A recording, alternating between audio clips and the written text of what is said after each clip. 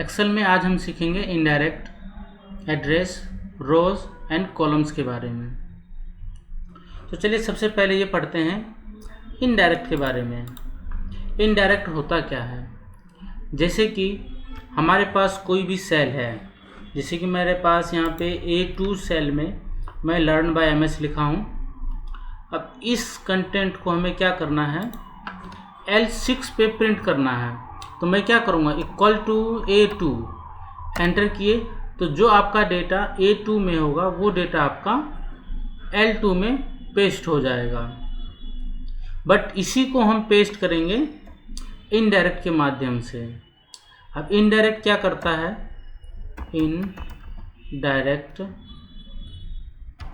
Indirect अब यहाँ से पूछा जाता है रेफरेंस पूछा जा रहा है, लेकिन टेक्स्ट के फॉर्मेट में। आपसे रेफरेंस नहीं पूछा जा रहा है, रेफरेंस पूछा जा रहा है टेक्स्ट के फॉर्मेट में।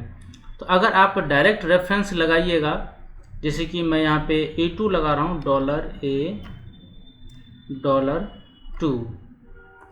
तो मैंने यहाँ पे डायरेक्ट रेफरेंस दिए हैं, मैंने टेक्स्ट नहीं दिया है। तो इसमें क्या आएगा, हमारा इनडायरेक्ट रेफरेंस एरर बताएगा। क्यों? क्योंकि हमने रेफरेंस दिए हैं। ये इनडायरेक्ट हमेशा कॉल करता है रेफरेंस टेक्स्ट को। तो आपको क्या करना है, यहाँ पे मैं रेफरेंस टेक्स्ट टाइप करूँगा। हमें चाहिए A2 सेल। अब मैं यहाँ पे दोबारा इनडायरेक्ट का फॉर्मूला लगा रहा हूँ, इनडायरेक्ट। अब यहाँ से टेक्स्ट पूछा जा रहा है, वो टेक्स्ट जो हमने L4 सेल में लिखे, तो मैंने L4 का सेल सेलेक्ट किया।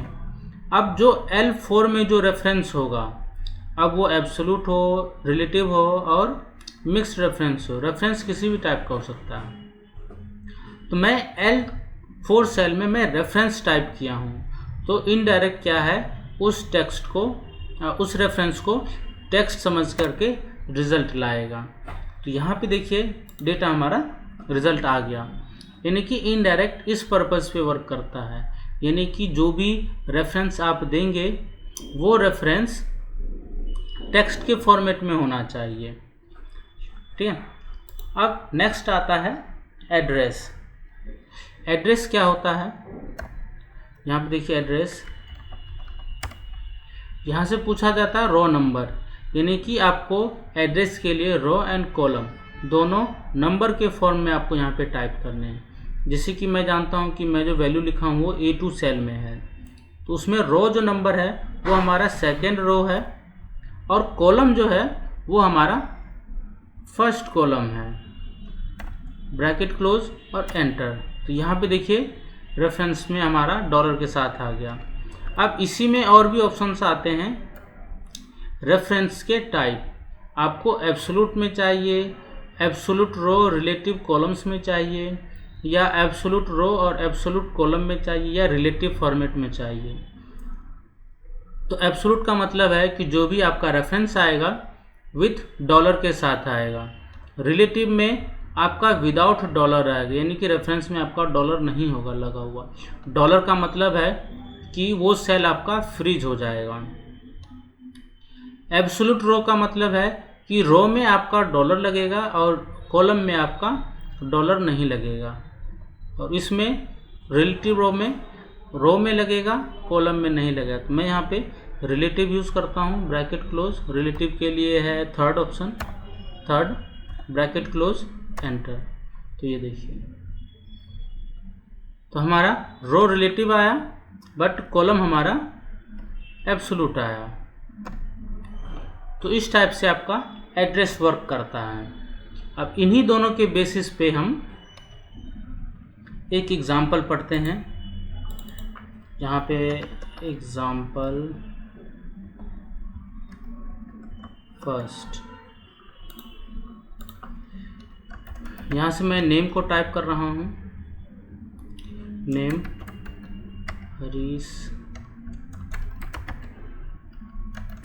मोहित बिट्टू गौतम ओम प्रकाश अमित सरोज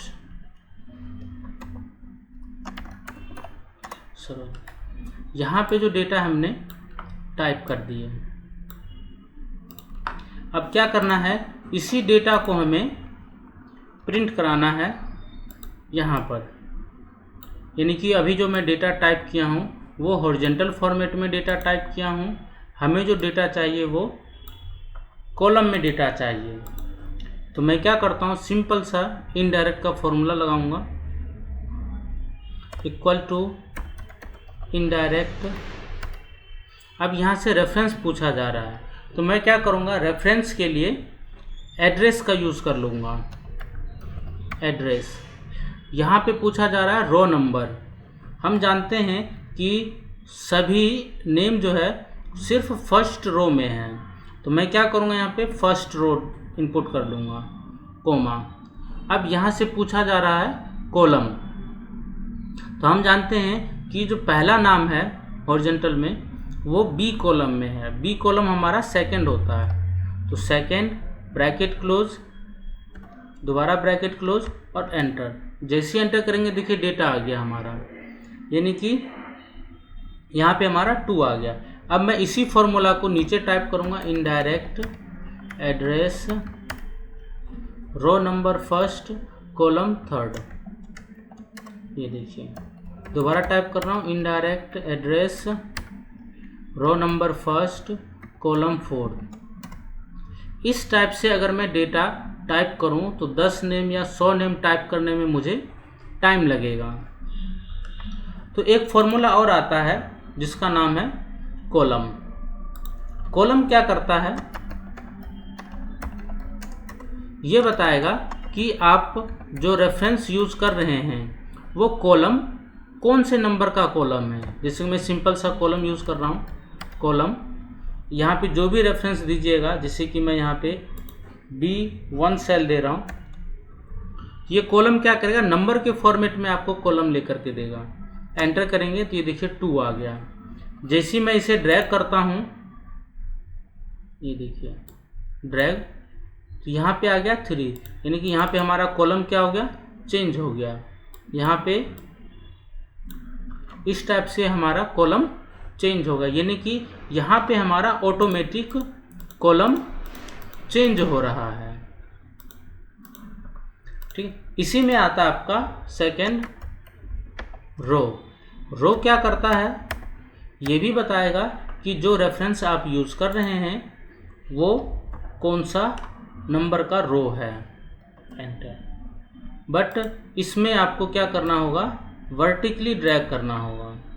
अगर आप इसे हॉरिजॉन्टल ड्रैग करेंगे तो रिज़ल्ट आपका सेम आएगा। सेम क्यों आएगा, क्योंकि जब हम डेटा यूज़ करते हैं, जैसे कि यहाँ पे देखिए G2 सेल ऑटोमेटिक हो गया, तो यहाँ पे जो रो है हमारा सेकेंड रो ही है, रो हमारा चेंज नहीं हो रहा है।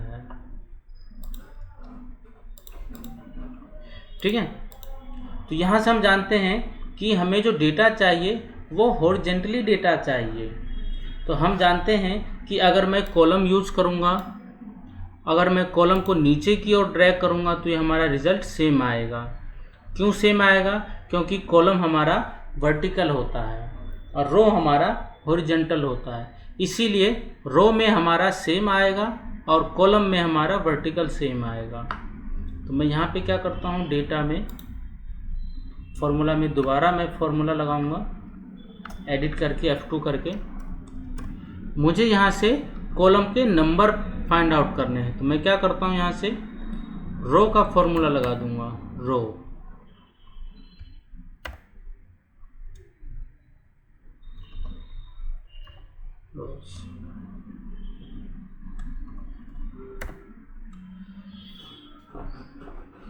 ठीक है, और मैं यहाँ से A1 टाइप कर देता हूँ,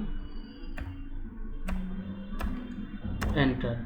तो यहाँ पे देखिए A1 टाइप किए तो डेटा हमारा A1 का आया, और मैं इसे ड्रैग कर देता हूँ, ये देखिए, तो इस टाइप से डेटा आ गया हमारा। अगर मैं यहाँ पे A2 टाइप किया होता तो हमारा 2 से आता, ये देखिए 2 से। अब मैं ड्रैग कर देता हूँ तो ये देखिए 2 से आ रहा है डेटा हमारा। ठीक है, इसी में अब हम कॉलम का रेफरेंस पढ़ते हैं। इसी नाम को मैं कॉपी पेस्ट कर लूँगा उस शीट नंबर 3 पे।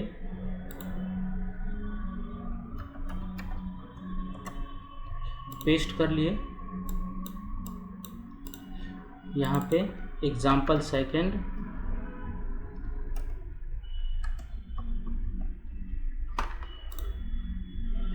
अब ये जो डेटा बना हुआ हमारा वर्टिकल डेटा बना हुआ, बट हमें इसे चाहिए हॉरिजेंटली। तो हम जानते हैं इससे पहले वाले में हमें यहाँ पे रो का फॉर्मूला लगाना पड़ा। क्यों? क्योंकि हमें जो डेटा है वो कॉलम वाइज चाहिए। जब हमें कॉलम वाइज चाहिए तो मैंने रो का डेटा लगाया। जब हमें रो में चाहिए तो मैं कौन सा फॉर्मूला लगाऊंगा?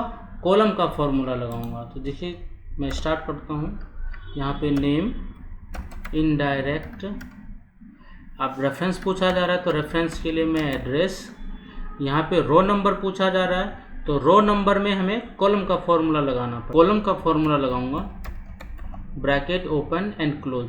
ब्रैकेट ओपन एंड क्लोज का क्या मतलब है कि जिस सेल में आप फॉर्मूला लगाएंगे, ब्रैकेट ओपन एंड क्लोज, ये खुद का रेफरेंस बताएगा कि आपने जो फॉर्मूला लगाए हैं ये किस कॉलम में लगाए हैं, वो ये बताएगा। अब यहाँ से कॉलम नंबर हमारा 1 हो गया क्योंकि कॉलम हमारा चेंज नहीं हुआ क्योंकि वो 1 सेल में है। ब्रैकेट क्लोज, इसके बाद एंटर। तो ये देखिए डेटा हमारा आ गया। मैं इसे क्या करता हूँ, ड्रैग कर देता हूँ। ये देखिए जहाँ तक नेम था हमारा नेम आया, उसके बाद जो है डेटा हमारा 0 आ गया। इन केस फ्यूचर में हम नाम लिखते हैं उत्तम तो डेटा हमारा वहाँ पे अपडेट हो जाएगा। देखिए गीता रानी, तो वहाँ पे डेटा हमारा चेंज हो जाएगा। तो ये थी हमारी indirect address, rows and columns की क्लासेस। आप सबका धन्यवाद।